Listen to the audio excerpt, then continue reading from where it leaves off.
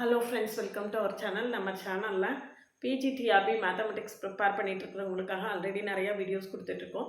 இன்றைக்கி இந்த வீடியோவில் நான் வந்து ரெஃபரன்ஸ் புக்ஸ் என்ன அப்படின்னு சொல்லிட்டு என்கிட்ட நிறைய பேர் கேட்டுகிட்டே இருக்காங்க. அவங்களுக்காக என்னென்ன ரெஃபரன்ஸ் புக்ஸ் அப்படிங்கிறத சொல்லியிருக்கேன்.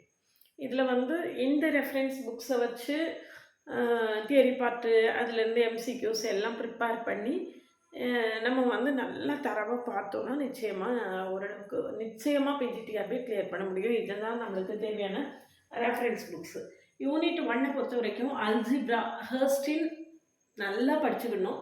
சப்போர்ட்டுக்கு கேலியனை பார்த்துக்கலாம். கேலியனில் நிறைய ப்ராப்ளம் சால்வ் பண்ணியிருப்பாங்க. அதனால் ஹெர்ஸ்டினை தியரி பார்ட்டுக்கு நல்லா பார்த்துட்டு கேலியனை வந்து ப்ராப்ளம் பார்ட்டுக்கு பார்த்துக்கலாம். அதே மாதிரி ரியல் அனாலிசிஸில் டாம் எம் அப்போஸ்தல் அந்த புக்கும் வால்டர் ரூடின் ரெண்டுமே நல்ல சப்போர்ட்டிவாக இருக்கும். ஃபோரியர் சீரிஸ் அண்ட் ஃபோரியர் டிரான்ஸ்ஃபார்ம்ஸ்க்கு mathematical analysis by Tom Apostol. அதில் ஃபோரியர் சீரிஸ் ஃபோரியர் டிரான்ஸ்ஃபார்ம்ஸ் அதில் ப்ராப்ளம்ஸு தியரி பார்த்து எல்லாமே அது வந்து நம்மளுக்கு நல்ல ஹெல்ப்ஃபுல்லாக இருக்கும். டிஃப்ரென்ஷியல் ஜாமெட்ரி பொறுத்த வரைக்கும் டிஜே வில்மோர் வந்து நல்ல அருமையான புக்கு. அந்த புக்குக்கு ஒரு கைடு மாதிரி இருக்கும் சோமசுந்தர சார் புக்கு. சோமசுந்தரம் அப்படிங்கிற புக்கு வந்து அந்த வில்மோருக்கு ஒரு நோட்ஸ் எழுதுகிற மாதிரி இருக்கும் சோமசுந்தரம். நீங்கள் அதனால் சோமசுந்தரம் புக்கைனாலும் ஃபாலோ பண்ணிக்கலாம், தப்பே கிடையாது. அடுத்து யூனிட் 5 வந்து ஓஆர் டாகா புக்கு. அது சேஞ்சே கிடையாது. யூனிவர்சல் ட்ரூத் மாதிரி டாகாவே எப்போவுமே தரவாக இங்கேருந்து அங்கே வர படிச்சிட வேண்டியதான். நெக்ஸ்ட்டு பார்த்தீங்கன்னா ஃபங்க்ஷனல் அனாலிசிஸ்க்கு introduction to topology by Simmons அந்த புக்கு ரொம்ப அருமையாக இருக்கும். அல்லது ஃபங்க்ஷனல் அனாலிசிஸ் பை லிமேயி பார்த்துக்கலாம். பட் நான் ஒரு ப்ரிஃபர் பண்ணுறது வந்து ஜிஎஃப் சிம்மன்ஸ் தான் எக்ஸலண்ட்டாக இருக்கும். காம்ப்ளெக்ஸ் அனாலிசிஸ்க்கு செகண்ட் தாட்டே வேண்டாம், ஆல்ஃபஸ் தான். இதில் ஆல்ஃபஸ் கூட டாக்டர் கருணாகரன் ஒருத்தர் அந்த ஆத்தர் புக்கு நல்லாயிருக்கும். அதில் வந்து நிறைய ப்ராப்ளம் சால்வ் பண்ணி காட்டியிருப்பாங்க. கருணாகரன் புக்கு சப்போர்ட்டிவாக இருக்கும். அதே மாதிரி யூஜி லெவலில் ஆர்வோ சார் புக்கில் உங்களுக்கு நிறைய ப்ராப்ளம் சால்வ் பண்ணி காட்டியிருப்பாங்க காம்ப்ளெக்ஸ் அனாலிசிஸில். அதுவும் உங்களுக்கு ரொம்ப சப்போர்ட்டிவாக இருக்கும். ஆல்ஃபஸில் ரொம்ப ஸ்டாண்டர்டாக இருக்கும்.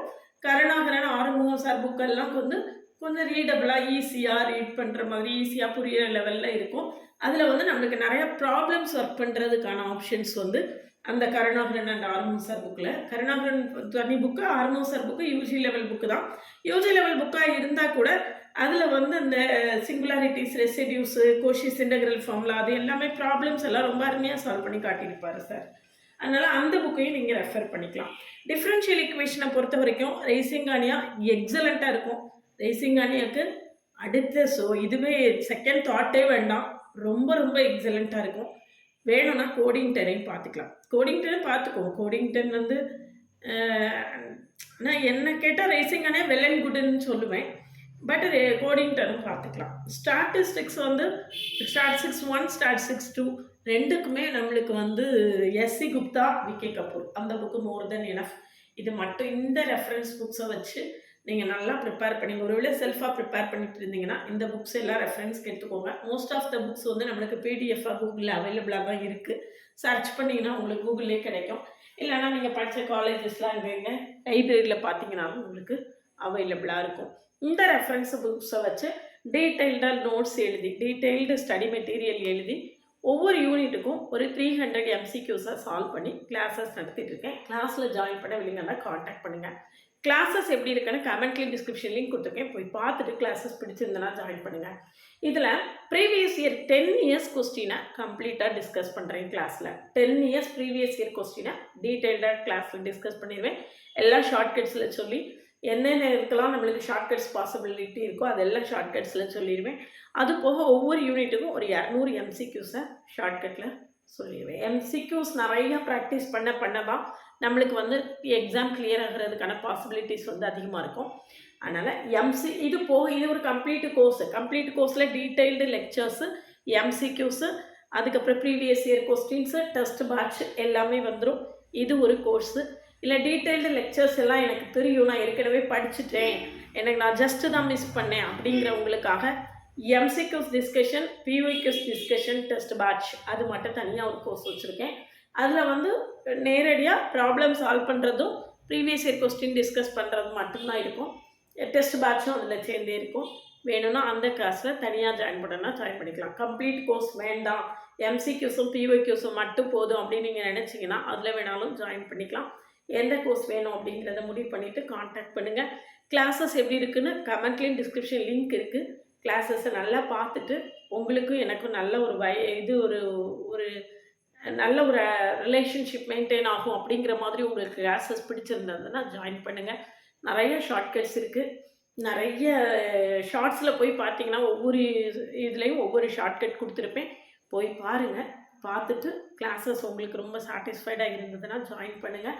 இந்த எம்சிக்யூஸ் பிஒய்க்யூஸ் கிளாஸை வந்து நான் வரக்கூடிய பொங்கல் அன்னைக்கு ஆரம்பிக்கிறேன். ஜனவரி 15 பொங்கல் அன்னைக்கு அந்த கிளாஸஸ் ஆரம்பிக்கிறேன்.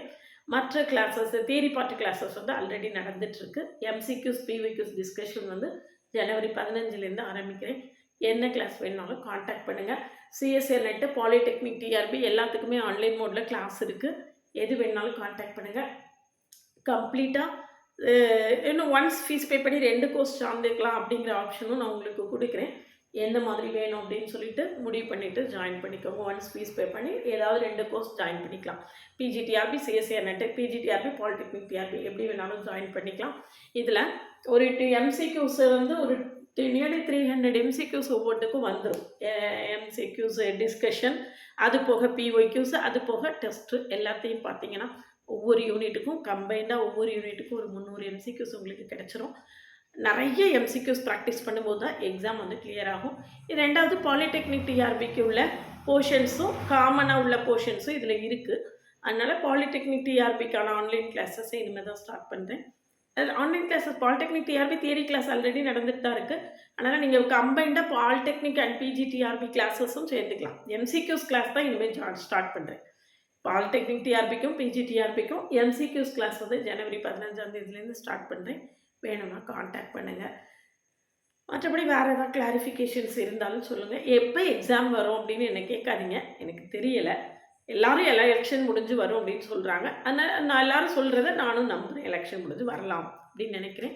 எப்போ எக்ஸாம் வரும் அப்படின்னு நம்ம ப்ரெடிக்ட் பண்ண முடியாது. ஏன்னா அன்எக்ஸ்பெக்டடாக யூஜி டிஆர்பி எல்லாம் வந்து ரொம்ப நினச்சே பார்க்காம திடீர்னு வச்சுட்டாங்க. இந்த மாதிரி எந்த நேரம் வேணாலும் இருக்கலாம். ப்ரீ பிளான்டாக நம்ம ப்ரிப்பேர்டாக இருந்தோன்னா எக்ஸாம் வரும்போது நம்மளுக்கு வந்து ஃப்ரீயாக ரிலாக்ஸ்டாக படிக்கிறதுக்கு வசதியாக இருக்கும்.